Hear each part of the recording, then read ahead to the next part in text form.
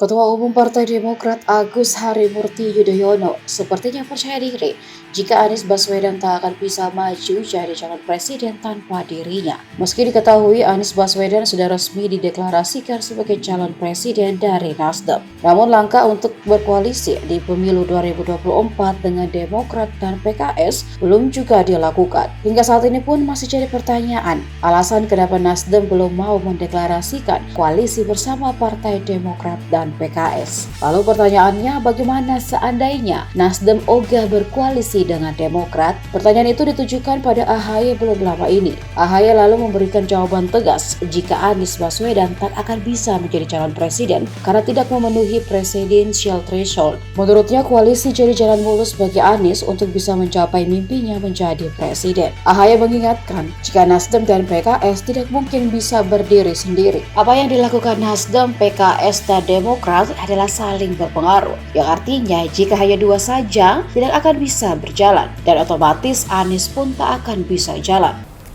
Kalau Anda tidak bersama Pak Anies Baswedan, dalam arti Nasdem tidak menggandeng Mas AHY,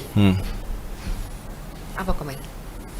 Pertanyaannya sekarang, apa niat dari itu? Apa niat berkoalisi? Dan ingat, gak ada satupun di antara partai-partai itu yang bisa berdiri sendiri. Betul. Juga pertanyaan yang sama. Loh, apa yang terjadi kalau koalisi ini tidak terjadi? Artinya, apa yang dilakukan Nasdem, apa yang dilakukan PKS, apa yang dilakukan Demokrat, itu juga saling berpengaruh. Karena dua saja nggak jalan. Nah, Pak Anies pun nggak akan jalan.